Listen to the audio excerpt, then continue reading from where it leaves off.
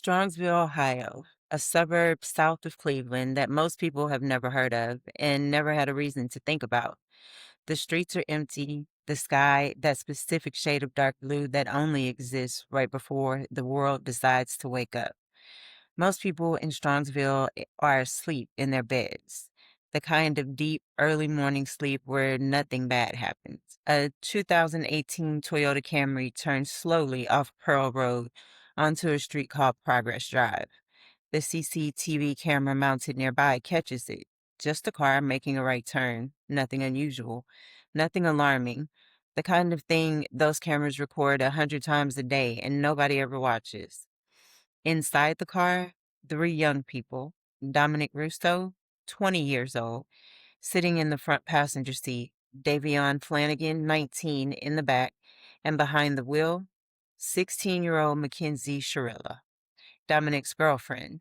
They've been up all night. They're headed home. Not gradually, not the way you ease onto a highway. It accelerates the way a decision accelerates. Fast, total, committed. The speedometer climbs past 60, past 80, past 90, 100 miles per hour. There are no skid marks on Progress Drive, no scream of brakes, no last second swerve away from what is coming. The accelerator is pressed to the floor, 100%, and it stays there. The Camry drives through a business sign like it isn't there. And then it hits the brick wall of the Plitco building. Dominic Russo and Davion Flanagan are pronounced dead at the scene. Mackenzie Shirilla survives. And for the next year, the question that consumes an entire community and eventually the entire internet is the same one that consumes us today. Was this an accident or was it murder?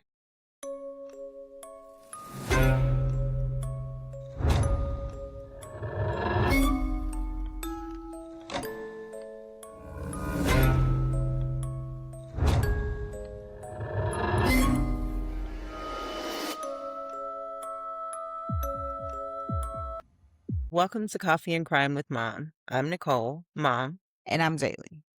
And Mom. I've been waiting for us to sit down and talk about this one. I watched the documentary and I could not sleep. Same. This case has been living in my head rent-free ever since I watched that documentary. Of course, we're talking about the Mackenzie Shirilla case, covered in the Netflix documentary The Crash, which dropped in May of 2026. But before we get into it, what are you drinking? I am having an iced mocha coffee. It is July in Texas, and there's no other option because, baby, it's hot as hell outside. Well, I've got my hot coffee because I am not a quitter. Well, that makes one of us. All right, let's get into it. So I want to set the stage properly because I think the first few minutes of this story matter a lot. It is July 31st of 2022, just before 5:30 in the morning. Strongsville, Ohio, a quiet suburb just outside of Cleveland. Nothing really happens in Strongsville. It's the kind of place where people move specifically because nothing happens. It looks like a cutesy town. It does. Yeah. And then, of course, something happened. We wouldn't be here. We wouldn't be here. And then something happened. A CCTV camera in an industrial area catches a 2018 Toyota Camry making a completely normal right turn off Pearl Road onto a street called Progress Drive. Slow, ordinary, nothing worth watching. Correct, because within seconds of that turn, the car accelerates. And I mean, it launches. No, it was like a missile. That video of that, the first time I saw it, I was like, oh, it took my breath away. Yeah, when you can hear it go, shing. Yeah. It slams through a business sign and drives full speed into the brick wall of a commercial building called the Plitco building. And it wasn't just like into the building. No. It slammed into the corner of the building and split.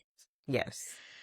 But how fast were they driving? Because how fast do you have to be going for your car to go phew? In this case, 100 miles per hour. There were no skid marks on the pavement, no brake lights caught on the camera. The car doesn't slow down at all. It just hits. That is insane. Like, oh my goodness. And to think these are teenagers. Teenagers in this car. So the first responders get there, and the body cam footage, which is actually included in the documentary, shows them approaching what is left of this car. The front end is completely destroyed. I mean, it's crazy. Yeah. The windshield is gone, and inside are 3 young people. The driver, 17-year-old Mackenzie Shirilla, her boyfriend, 20-year-old Dominic Russo, in the front passenger seat, and their friend, 19-year-old Davion Flanagan, in the back. Dominic and Davion were pronounced dead at the scene, both of them. Mackenzie was pulled from the wreckage and rushed to the hospital. So here's the thing. She was folded with, like, she was under the steering wheel. They had to, like, try to lodge her out to get her out of the car. They were like, we don't even know how she survived being in this car When like you see this. that crash, it's crazy. It was horrible. She was just balled in there. Right. But where had they been coming from, Mom? A friend's place. They'd been up late partying. This is around 5 a.m. and they decided to head home. Less than 30 minutes after leaving, 2 of them are dead. So what did the police think happened at first? Right? Like, initially, did anyone suspect foul play immediately? Or were they like, this has got to be auto failure? So no, at first it looked like a tragic accident. The car malfunctioned, maybe someone tampered with it. Those were the early theories. They had a mechanic examine the vehicle and found absolutely nothing wrong with it. Mechanically, perfect. So then they did what investigators always do when they run out of obvious answers. So let's back up. I did not know that there were, like, forensic mechanics out there. People whose job it is to literally break down cars involved in whatever kind of case. And I didn't know that your car gave I didn't know so it was much a black box in information. your I car. thought that was just like airplanes and ships. Yeah. Well, I guess that would make sense. But yeah, they did. They pulled the black box. Yeah. And that's where they got the information about what was happening Like that night. Nobody hit the brakes. Yeah, like they the could see all of that. speed, whether the brakes or the gas were used, at what level. That's a lot of detail. So every modern car has an event data recorder, that black box. It's like a flight data box recorder, but for your car. It records, like you were saying, the speed, braking, throttle position, steering input in seconds before a crash. And what this recorder showed stopped investigators cold. What did it say? The accelerator pedal pressed to the floor, 100% down. Wow. Brakes, none. 0. Not a tap, not a flinch. Wow. 0 brake input from the moment she turned onto Progress Drive until the moment of impact. And here's the detail that really got me. The route on Progress Drive has a slight dogleg, a little curve before the building, and the car navigated it. It didn't just go straight into the wall. Whoever was behind that wheel steered through a curve first. So that means that they had to be conscious, right? Like, they clearly weren't unconscious. This wasn't one of those blackout situations. No, because you would just go straight forward. Right, through You whatever wouldn't follow the grass or curve, trail right? or whatever. You wouldn't be engaged. And that's exactly the conclusion investigators started to draw. And the surveillance footage backs it up. You can see the car moving at a normal speed. Like, it looks like a totally normal car. You wouldn't think anything was going on there. And then in an instant, it launches like a switch flipped straight into the building. No hesitation, no correction. Like a missile. Just Directly. phew. And literally, I know I keep making that sound. That is the sound that it but makes. That's what it's phew. So what does Mackenzie say happened? Well, she says she doesn't remember anything. Total blackout. And her family and eventually her defense attorneys argued she has a condition called POTS, postural orthostatic tachycardia syndrome. It's a real condition of the autonomic nervous system that can cause dizziness and sudden loss of consciousness. 2 things. Okay. First thing, while watching this documentary, and it could just be editing on Netflix part. Yeah. But the POTS condition was not a known thing. Right. It didn't Like, seem like even anybody knew about really, it. yeah, and they talked to all their best friends, all these interviews, none of them, Because it was like a group of friends. They were all yeah, in a big group of friends. none of them never brought in an instance where they were like, yeah, Mackenzie has POTS. Right. So, like, yeah, it could have been this. It was never that situation whatsoever. And if they were all saying, yeah, we don't feel like she did this on Right. They were purpose. We all can't see backing this, her. whatever. Yeah. So I feel like if you're defending somebody, that's a great defense, a medical Right. reason, then that would have been brought up. Yeah. Point 2. Is POTS actually something that could even cause this to happen? Well, in theory, yes, because it can cause someone to faint suddenly. But here's the problem. There was no official diagnosis, no medical records confirming she had it. When the first responder assessed her after the crash, her pulse, motor function, and sensation in all 4 extremities were normal. He testified he could rule out a stroke, seizure, or significant neurological event. Which is Said a a lot. miracle. It's a miracle on one hand, but it shows that you weren't in any kind of Right. distress. He got to her after the crash. He can't speak for What happened before. in the car. But that's a huge thing. So I think the mom said that she did have a medical, like an actual medical diagnosis, because I know it said that there wasn't one, but I think in the documentary the mom did say that she was actually diagnosed with it. Yeah. So either way,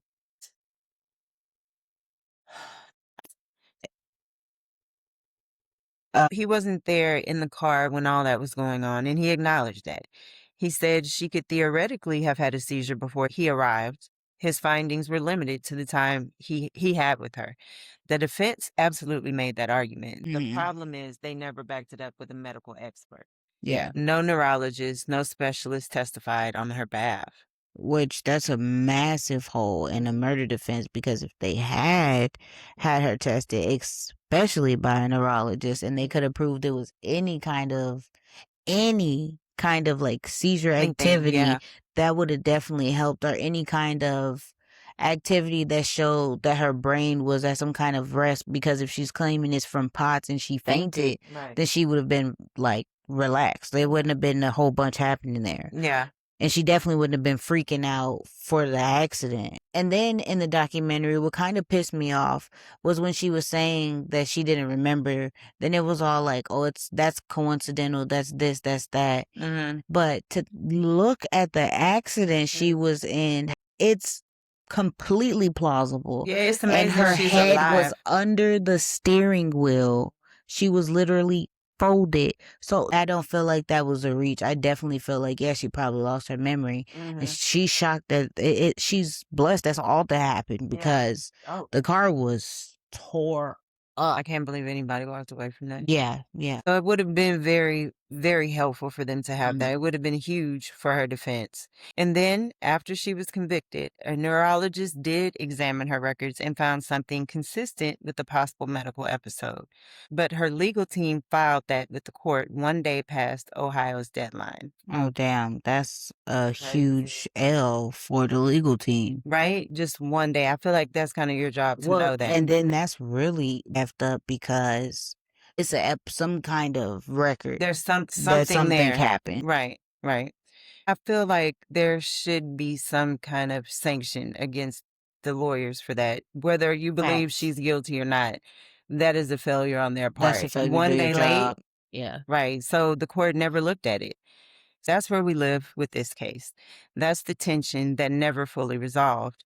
Was it a calculated act, or was it a medical tragedy buried under a mountain of circumstantial evidence? And that question is what makes this case so hard to put together, because in this case, we don't like circumstantial evidence. No. Majority of the time, we'd be like, that's evidence, circumstantial or not. But for this one, it really just makes everything more complicated. It does, and it's a hard case because it is so emotional because there are 2 other people in the car that died, and the person who was driving, for whatever reason, went 100 miles an hour into the side of this building. No She's fine. brakes. So, I mean, I don't think she could have planned that, but the way it's set up makes it even more emotional because you weren't even injured. You didn't walk away handicapped or Then anything. it was just his side of the car Right. that hit the building. It's a lot of circumstantial evidence that makes her look bad. Yeah. The only thing that could have helped her was that testimony from that neurologist. I definitely agree. So this is one of those cases that's just impossible to put down because one answer means a girl sitting in prison for something she didn't intend, and the other answer means 2 young men were murdered, and we need to understand why. In either way, it matters. I want to spend a lot of time here because this is the part the documentary covers but doesn't fully sit with. The relationship between Mackenzie and Dominic is not just background. It is the whole case. You cannot understand what happened on Progress Drive without understanding what was happening between them two. So Mackenzie and Dominic have been together for about 4 years. They got together when they were very young. She was around 13 and he was 16 or 17. I mean, that sounds crazy. That just sounds crazy. 13 and 16 or 17. Already an age gap worth noting at that age. He was older. He had a car. He had a social life. And from the very beginning, she was the more emotionally intense of the 2. I mean, but she's a girl. Uh-huh. And she's 13. She's 13. So if you know any 13-year-old girl, yeah, she's got emotions. Mm-hmm. But how do we know all of this in such detail? Because after the crash, investigators pulled everything. Both phones, jail calls, social media. The Strongsville Police Department compiled a 31,000-page document with over 92,000 text messages. And then in May of 2026, after the documentary dropped and the internet completely lost its mind, they released roughly 32,000 of those messages through public record requests. That is such an insight to, I mean, if you just read people's phones and text messages, the shit I say in my phone. Because then you know who really is the one starting shit and who is the one, like if it's more toxic on one side or if it's like a equally you get to see when Yeah. people are just how they're actually reacting with each other, not what they tell you. Right. So yes, people read every single one. It was on Reddit, YouTube live streams, TikTok deep dives. The internet went through those texts the way investigators go through evidence. And what came out of it was a portrait of a relationship that had been in trouble almost from the very beginning. So the earliest released text messages are from January of 2020. What it clearly gives is that there are obviously boundary issues and it's been there from day one. Yeah, from day one. And then in that same conversation, she writes, I just want to bang my head on the wall till I'm dead and treat the girl who would die for you a little better. It just sounds like she's not emotionally stable to deal with all that. She's still processing how she feels about herself. And so she doesn't know what she's doing. And then from the responses that Dom is giving, they all seem like they're very cold. You know, even if it was a kid who was just like, hey, I don't like to argue, I'm not very confrontational, it just seemed emotionalist. Like, I just don't care. That's hard to deal with if you are somebody who is emotional. Yeah. Yeah, and I mean, to me, honestly, if I picked up your phone when you were a teenager and I read those things, it would concern me. Yeah. But having been in those situations, I realized that most of the time when people speak that way, they are just trying to get your attention. They're trying to hold your attention on them.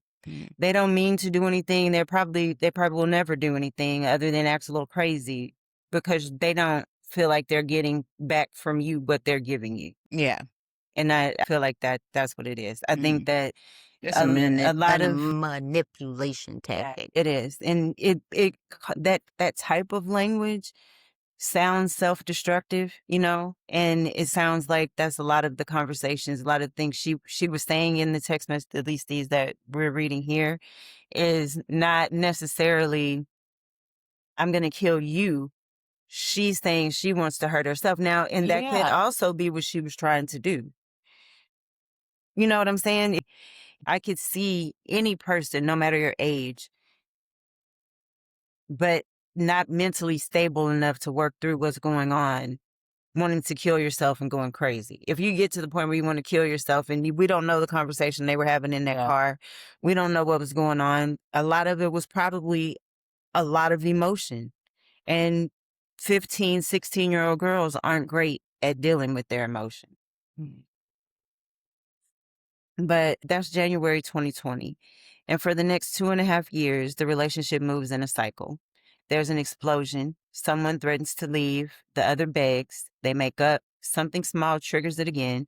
And it starts over, faster and more intense each time. And it just sounds like a toxic relationship is what it sounds like. It doesn't necessarily sound like either one of them are mentally unstable. It sounds like a toxic relationship. Yeah, and it definitely was a back and forth situation. And if you were a teenager and you've been in any kind of relationship where you're together throughout high school, mind you, I have no personal experience in that area because I was not with anybody throughout high school. But if you're in that situation when you're growing and you're doing all of that, it's normal for breakups and all of that stuff. I mean, you're in high school, you're kids. Yeah. But let's try to give an example of one of the breakup attempts. Hold on. It sounds like she is very influenced by social media and how social media glorifies the crazy girlfriend. I mean, that's possible. That's possible. But it also gives, like we were saying earlier, if it is that she's just spoiled, then and then she was, what? Was she an only child? Or did she have a brother? I think she had a brother. She had a brother. She's the only girl. She's the only girl. But then it also gives, like, she doesn't know.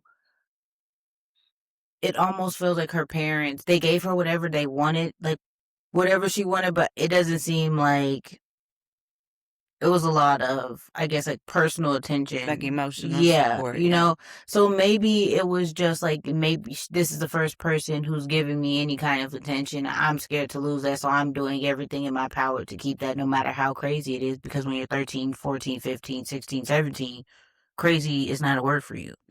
Everything is...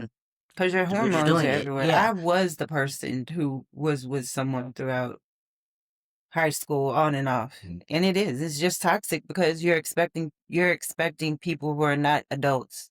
You're each expecting each other to behave like adults. You're expecting someone to make a commitment when they don't even understand that. They don't even understand commitment. Yeah, they're not there. But so in March of 2020, Dom texts her, "Kenzie, I think we should take a break again. It'll be good for both of us. We haven't been getting along and you need to make some friends." And she replies just, "No, no, no." Yeah, so that goes with what I was saying. She loves him. You know what I'm saying? She's young. He's older than her. Yeah, she's immature and doing childish things because she is immature and child. So 2 months later, May 2020, he tries again. He tells her they're on a break. She sends back, "F you, we are not on a break." All caps. It completely changes. And I think the reason is that Dom has started to actually commit to leaving.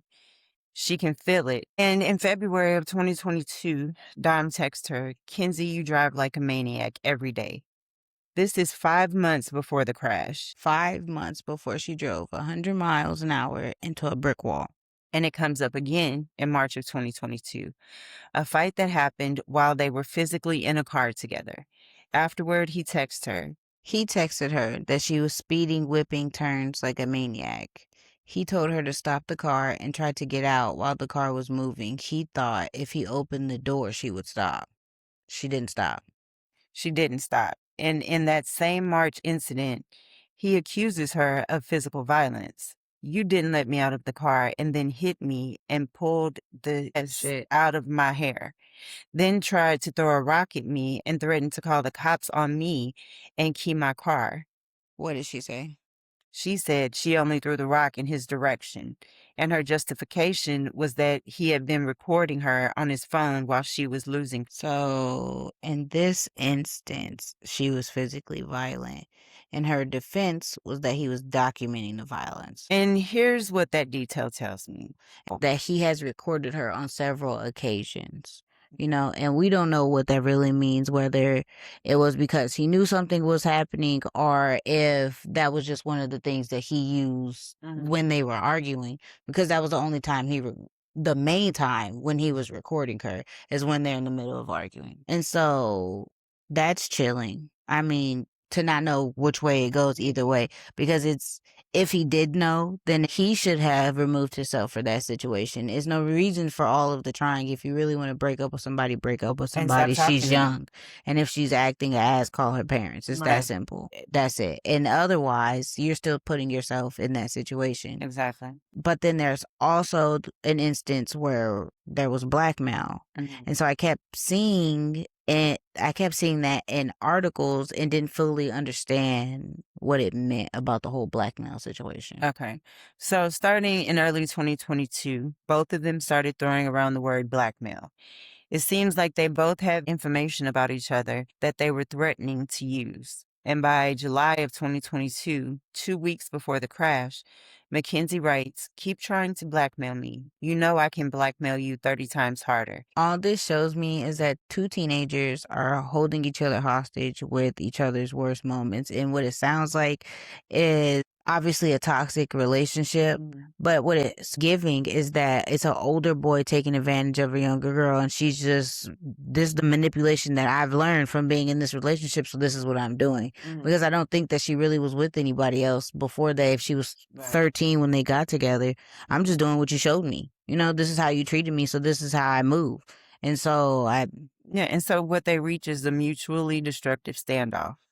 There were accusations of cheating running the whole length of the relationship. She wrote in March of 22, "You can't even prove to me that you're not a cheater because you know deep down that it's still in you and always will be. And anything that comes out of your mouth is a guaranteed lie. You are a straight liar and a pathological manipulator." I mean, the friends did verify that at least at some point in the beginning of their relationship, he had cheated on her. And she was calling him a manipulator. And I feel like maybe that's really how she felt. And it's hard for a man or for a woman to get over being cheated on, especially being young and it being like your first real relationship. So that's hard. Right. And like you said, we want to be fair. Dom was not a saint in these texts. He said cruel things. He made digs about her past. Both of them contributed to the dysfunction. But the physical aggression, the confinement, the refusal to let him leave, that weight sits much heavier on Mackenzie's side. I mean, but he kept going back anyway. So Yeah. it really doesn't matter what side it weighed more on because he was a willing participant. Yeah, he was a part of it. It was both of them.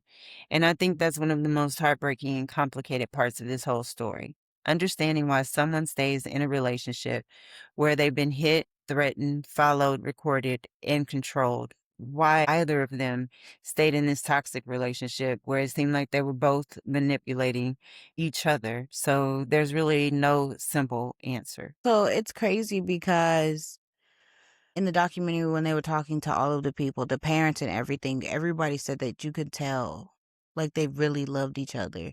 And throughout this episode, or even throughout the documentary, it is a lot brought up about how Mackenzie is manipulative and all of this extra stuff and her behavior. But I also want to step back and like put little details into perspective because, like you said, they got together when she was 13. I think he was 16 or 17 is what it said. Yeah. So, I mean, there's already an age difference.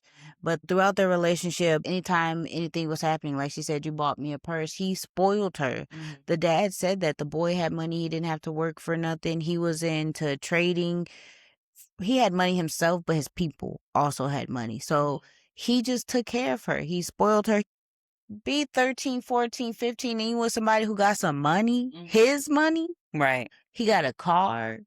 He can do all of this other stuff. That plays into manipulation too. And then it does go into, I'm young, I got all this stuff that I want now. It's hard to let that go. So that's hard on on both sides. Mm-hmm. And that makes it easier to understand why neither one of them walked away from the situation they were in. Because, yes, it was toxic, but it was beneficial for both of them in some kind of form or fashion. Right. Okay, so the final month is what we're getting into now. We walk through July 2022. So July is when Dom seems to make a real decision, not another threat to break up, an actual decision. On July 2nd, he sends her this: Kenzie, you know I love you, but I don't think we should be together at this point. There isn't very much time on earth. You know, I don't want you to think I'm abandoning you. I wish it could work out, but I don't think it's going to at this point, especially with the threats. We should just break up so we can both find happiness somewhere else. He named the threat specifically. So clearly that was something that was weighing on him. Mm-hmm. He did, because he brought it up separately, and he wasn't vague. This wasn't we've grown apart. This was your threats are why I need to leave. He wanted out for a specific reason. The relationship continued for another 29 days. Whether that meant she convinced him to stay or they were in one of their on again gray zones, which was a pattern, we don't fully know. And around the same window, the car threat. Yes, the incident on Interstate 71. They got into a fight in the car. Dom called his mom to come get him, and a friend who was on the phone with him heard Kenzie say, I will crash this car right now. She said it out loud with the witness, allegedly, because this is from the mom. Okay. And then 3 days before the crash, July 28th, GPS data places her phone in the area of Politico building. She did go there just 3 days before the crash, which I'm Doesn't really look sure what was in the area, but that is definitely suspicious. Yeah. Doesn't look great. Some prosecutors say she was scoping the location. The defense says maybe she just was in the area. It doesn't prove intent. But you stack that on top of the explicit car threat, the failed breakup attempt a month prior, the 2 years of escalating behavior, and the picture that forms is not of someone who blacked out at a random moment. We don't know if she blacked out or not. I agree that there's a lot of circumstantial evidence. I mean, we have a lot of digital evidence that says whoever was driving that car went full speed ahead, pedal to the floor, no brakes. Whoever was driving the car did that.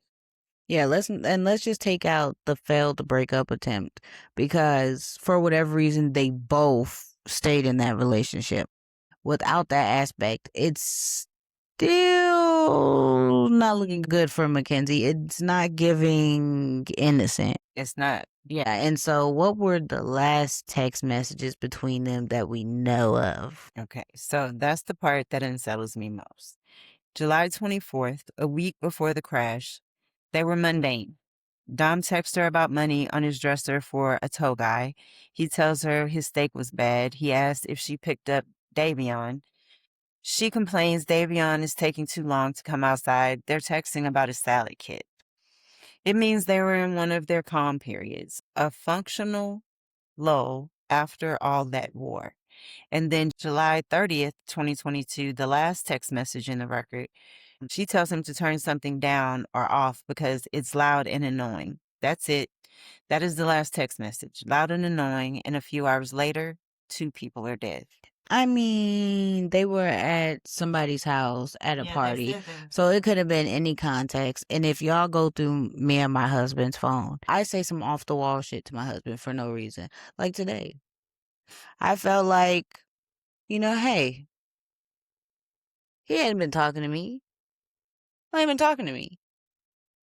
I know you're at work, but why are you not talking to me? And so I text him, am I not good enough for you? And so he called me and he was like, what the hell are you talking about? I didn't really have a reason for what I texted you. I just wasn't talking to you. And so let's argue for a little bit, So, I mean, we do it. We do. I say some crazy stuff. I'm sure that I do. So that doesn't prove anything, not the text messages. Okay. Okay. So the language around death, the self-harm language specifically, she says, I want to bang my head on the wall till I'm dead more than once. And so to me, it's giving if you're looking at it from the prosecutor standpoint, Mm-hmm. then it could be somebody who is either just very mentally unstable, or if you're looking at it from, let's say, my perspective, then it's just a teenage girl who's going through emotions. She probably got a period around this time. She's tripping. She's just saying, and like my mom was saying, it's not about her really feeling that way. Mm-hmm. She wants to keep your attention. Yeah. And at 13, 15, 16, what do we really know about keeping people's attention and like really moving like we supposed to?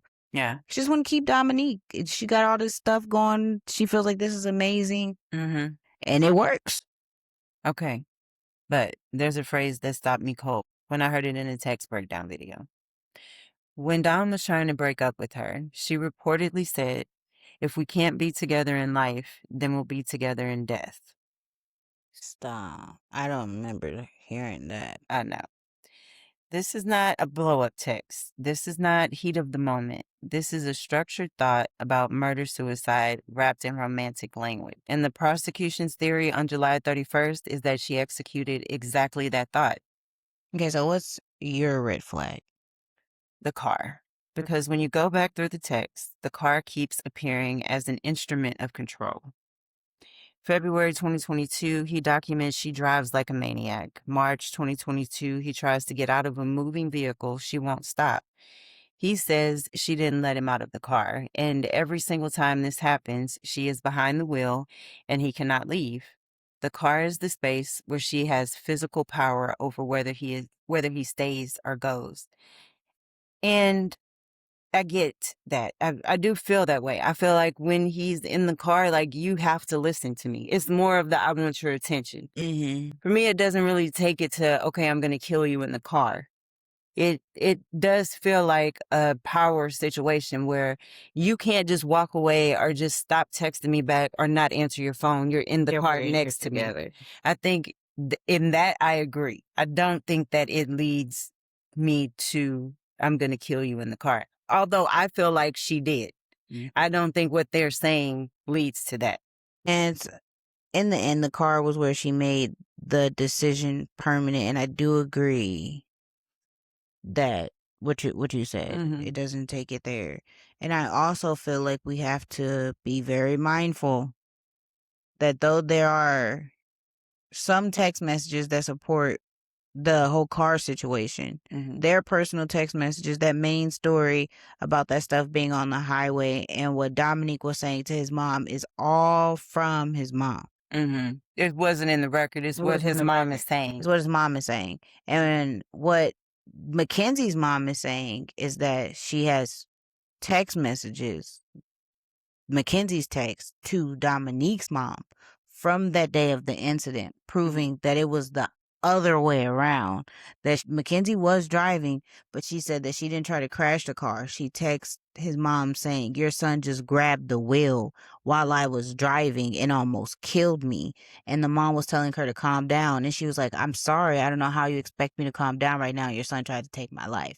I feel like it makes it difficult for that one specific situation where they're trying to put all of this on because they did have an incident in the car before. And that's what makes it difficult, because it's like, okay, so is what the mom's saying true, or is what Mackenzie's mom saying the truth?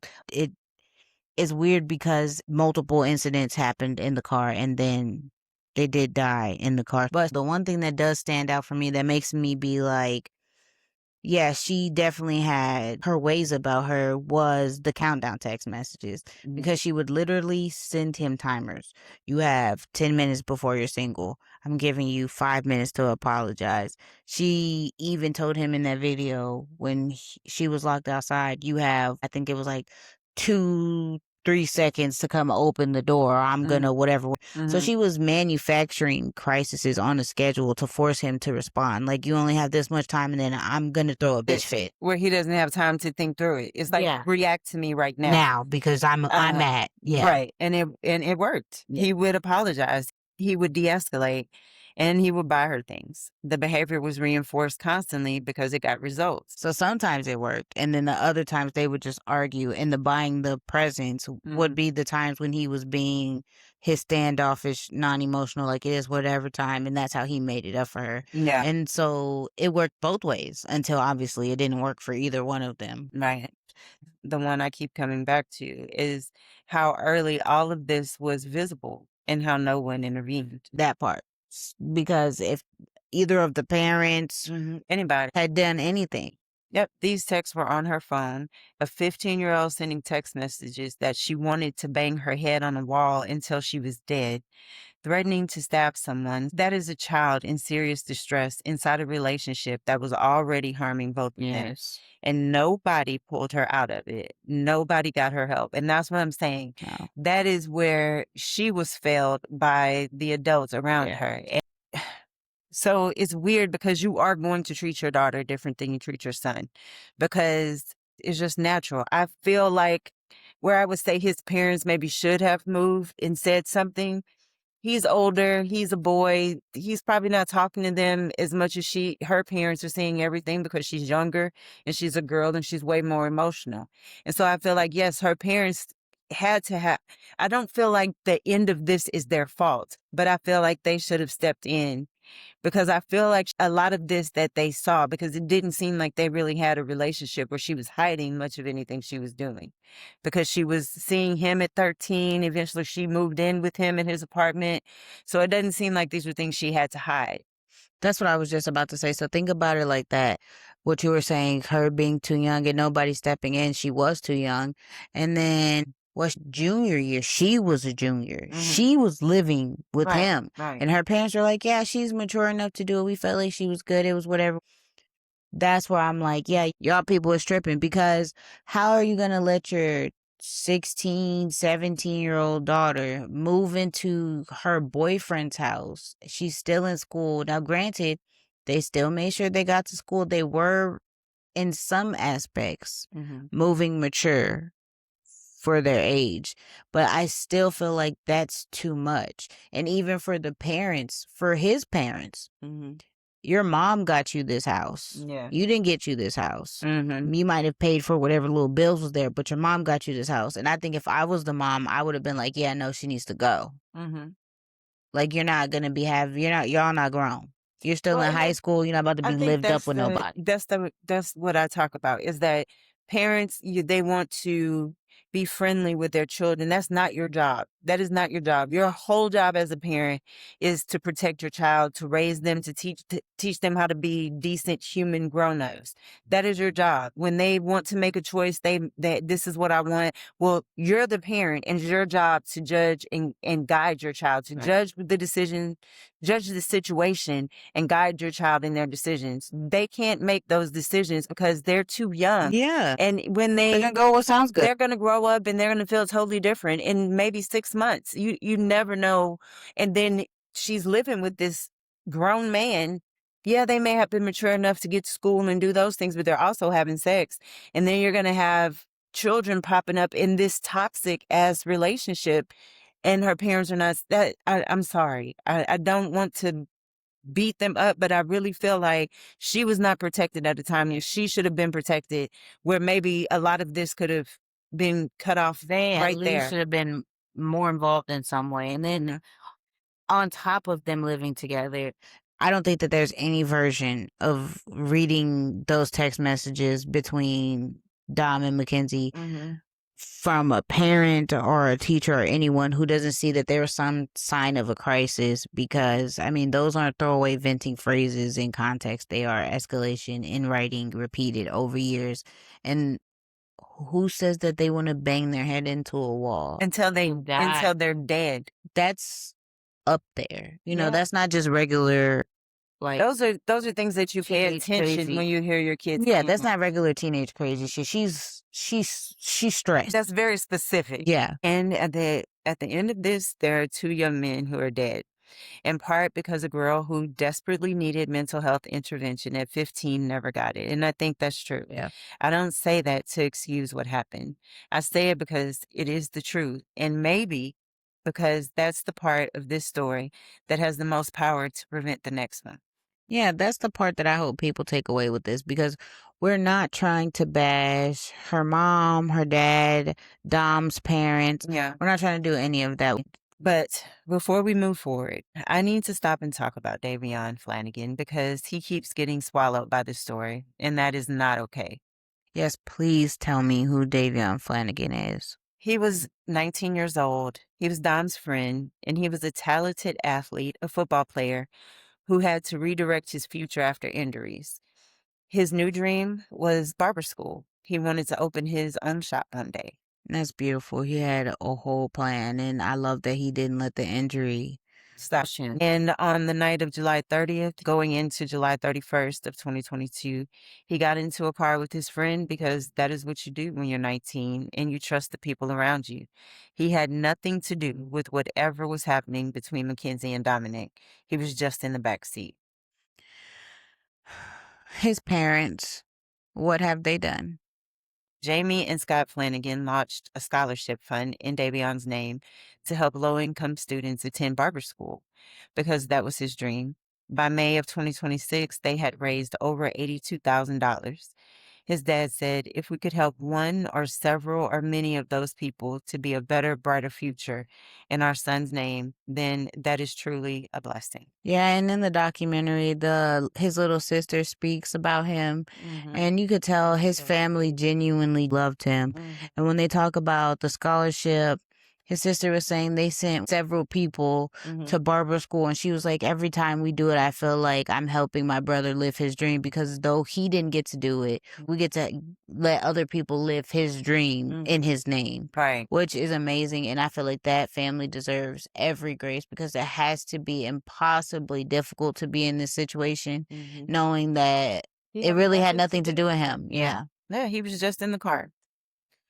So after the crash, Mackenzie is in the hospital being treated for her injuries. And while she's there, a detective comes in and tells Mackenzie and her mother, Natalie, that she is being investigated for aggravated vehicular homicide. So obviously, I need to know, how did she react? She turned to her mom, and this is one of the most stunning details in this entire case.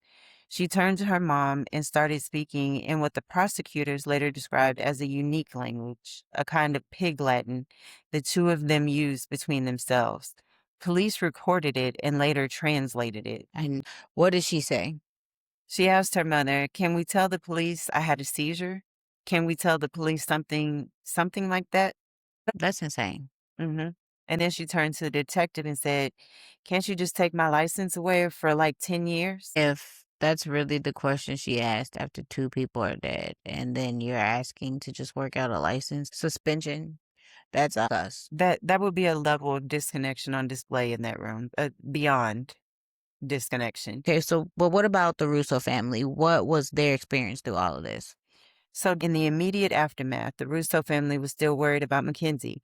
They thought it was an accident. They were calling to check on her. They were grieving their son and also worried about his girlfriend. Nah. So when was Mackenzie actually arrested? On November 4th of 2022, about 3 months after the crash. She was charged with 17 crimes initially, including 2 counts of aggravated murder. The trial began in August of 2023. And here's the first interesting strategic decision. Mackenzie chose a bench trial. No jury, one judge. I wonder why her team would do that. Why would you opt for a bench trial with just a judge and not a jury? So generally, the thinking is usually that the judge will be more analytical and less emotional. The surveillance footage, the body cam footage, the whole chaotic TikTok cloud around this case, a judge can theoretically set all of that aside and weigh just the legal evidence. A jury of regular people might not be able to separate it, the emotion from it, but it did not work out for her. The judge was Cuyahoga County Judge Nancy Margaret Russo, no relation to Dominic, just a coincidence on the name. And the trial ran for 4 days, starting August 7th, 2023. And the prosecution built their case on several pillars: the black box data, the surveillance footage, the prior threat to crash the car 2 weeks earlier, the 32,000 text messages showing a controlling and possessive relationship, The GPS data showing she visited the Politico building 3 days before and behavioral evidence. And the defense? The defense says medical emergency. Potts caused the blackout. They also argued the relationship was mutually toxic, not one-sided, and I agree with that, Yeah. and that there was no confession, no witness to her actual intent in the moment, no note, no direct statement from her own mouth saying she meant to do it. Yeah, there's none of that. But so what was the judge verdict? On August 14th, 2023, guilty on all counts. And the words she used from the bench, I still got a chill reading them. She said this was not reckless driving. This was murder. She said Mackenzie morphed from a responsible driver to a literal hell on wheels.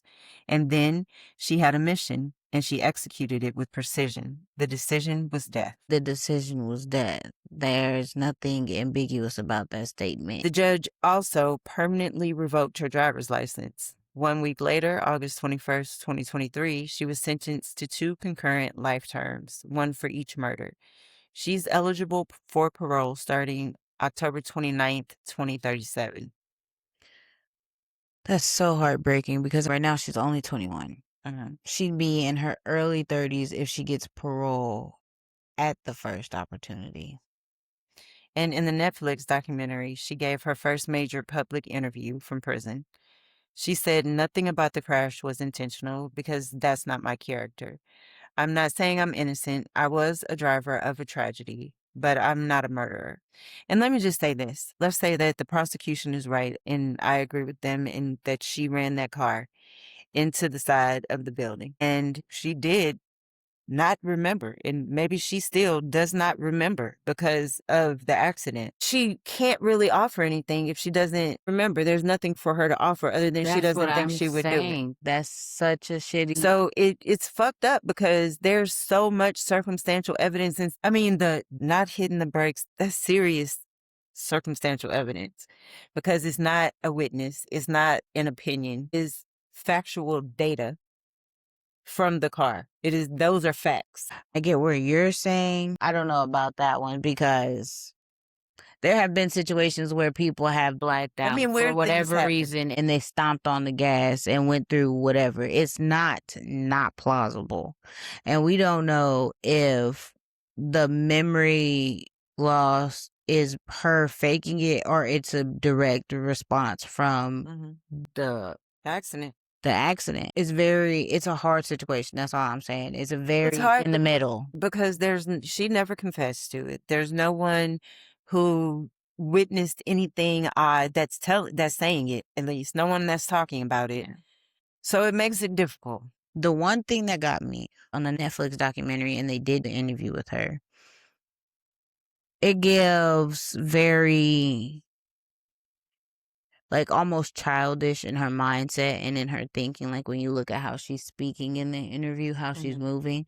But then it also gives, and I don't blame her at this point for being calculated, but it gave calculated because at one point they asked if she had anything else to say, and instead of just answering, she looked over and like, can I say, like, should I talk on this? No, because I just don't want to be doing too much. I don't know. I can understand you trying to protect yourself because of everything that's already happened in such a shitty situation, but it also comes off as you're guilty. And it wasn't like you said anything like heartfelt or emotional in that moment where you could have said something. It was just like, well, I'm innocent and yeah. Yeah, not I'm sorry, because what you're saying is you're not saying you're not saying you're innocent. Point, but I feel like I'm saying when they say do you have anything else to say? Like that should be. I would feel like if it was unintentional, I didn't remember it. This happened, and it's exactly what she said. Yeah. When you come and talk to me saying I'm sorry, that's the safest thing you can say. Yeah. I think for me, it was weird because if Dominic is what you said, he's the love of your life, it's all of that. My response would have been more emotional and more focused on, poor Davion. You know what I'm saying? Whatever. For him. But also, this is supposed to be the love of my life. I'm devastated. You would be able to see it on my face. I have no memory of this. I don't feel like I killed the person that I love. I would be fucked up every time I talked about it in my face. And when the cameras were rolling, I just saw, like, it didn't give that. It was a performance. Yeah. That's what it came up Yeah, as. like, and that's why it's never, I always feel like it's never good. I want to hear what they have to say, but it's never good for them to give interviews before the trial because it gives everybody a chance to judge you before they hear, the evidence. Or I guess this was after the trial, but it's always dangerous because people who think you did it, everything that you say is going to lend to what they believe. Mhm. And people that don't think you did it, everything that you say they're going to see it through those lenses Yeah, well, because that is just it. being able to see how she acted on the trial too, because even while she was in court, from the clips that they showed, it wasn't a lot of crying. I mean, she fidgeted and she did, she moved around and she cried a little bit when they gave her the guilty from the clips that they showed. Yeah. But if she is the emotional person that all these messages came from, and all of this is who she is, because it seems like she's nothing but emotions, it should have been more crying. It should have been more in the courtroom while you're going through all this. Whether you were me not remembering would have made it worse for me because I can't put the dots together. Say nothing. I would really mess with my head because it's like, I don't feel like I did it, and I'm going to stand behind that, but I don't remember. But all I know is this person that I love is gone, and what am I supposed to do with it? And I have to live with that. And maybe it's because after all this time, now it's like she went through hard times. She just laid in the bed. She was depressed. Yeah. I mean, maybe not that she's through it, but maybe she's gotten to a point where now she's been through she's gone through court. She's in prison. Now it's hard for her to have that emotional side. Then I can understand that, but the no emotion in the court, you look very guilty on trial for killing the love of your life. You've been together for 4 years, and his best friend, an innocent bystander. You don't remember any of this, and you're not a bag of water in the courtroom. I don't understand. And maybe it's just her personality. Can't be if it was all that emotion in the text messages. Yeah. So she was convicted. Her appeal was denied in March of 2026 by the 8th District Court of Appeals. The Ohio Supreme Court hasn't said whether it'll take the case. As of today, she is a convicted double murderer. That's the legal reality, and that's horrible. And yet a few things still nag at me. There was no direct evidence of conscious intent in the moment. Like we keep saying. No confession, no final text that says, I'm going to do this. Everything is circumstantial. That's legal. It's valid. People are convicted on circumstantial evidence all the time, but it's worth sitting with. And then let's circle back to the Ponce defense, because what do you actually believe? The timing of the blackout, if it happened, would have to be almost surgically convenient. She makes a turn, accelerates to 100 miles per hour, navigates a curve, and hits a building that prosecutors say she drove past 3 days earlier. This isn't a lot of coincidences stacked on top of a medical event. I don't think. I just feel like there are too many things that I can't say for certain, but I can definitely say that the evidence makes her look guilty. It makes her look guilty because even if it was a pot sting, at what point did you faint? Before you started going 100 miles an hour? Was it after the curve you was going because what doesn't make sense? Off fun? Did it start off as y'all being teenagers and it was like, oh, let's see if we could speed down this street? Maybe. We're being assholes, and then she passed out. Maybe because what doesn't make sense is you passed out after you turned while you're going slow and then accelerate. That doesn't make sense. The fact that she didn't go straight into the wall. His side of the car hit the corner. Like, literally, the precision you have to only crash one half of your car is insane. Think about it. She could be the unluckiest little girl in the world. She could be the most unlucky girl. She could have had a POTS attack right after. Maybe they were playing around. She had the attack. She passed out. She hit that wall, and she hit that wall just on his side of the car. Yeah. That's what I was thinking. Crazy. Unless you was in the car. Yeah. You really cannot know. It doesn't matter what evidence you have. It doesn't matter. Even with the black box. Because that doesn't prove that what she said didn't happen. Yeah. That because it was at 100 miles an hour, that proves she didn't have a POTS episode. That's what they're saying. That doesn't prove that, though. just on that one standpoint. Right. So it's difficult. But then we have Davion, right? And obviously we have to keep coming back to Davion because he looked like such a beautiful he had Sweet a guy. yes, and his sister talks so highly about him. So that's very unfortunate. Yeah, and he's the one who gets lost every time. Mhm. And I haven't mentioned this yet. About a year after Dominic was killed, his grave was set on fire. Everything burned. Flowers, letters from his family, stuffed animals, things from his funeral. His sister Christine posted about it and raised funds to restore it. Wow. That is heartbreaking. And then to know that somebody did that. Why? And why? Because the internet turned this into team sport. Yeah. These were all real teenagers or young adults just starting life. Yeah. Yes. And they were real people who loved them. Thank you all for being here. If you enjoyed this, please make sure that you share us with your friends, like, follow, click all the buttons. It really does help the show out a lot. We want to stay here with you guys for a long time. So stay curious, stay thoughtful, and hug the people you love. Yes, and we will see you next time, our co-conspirators on Coffee and Crime with Mom. Bye. Okay.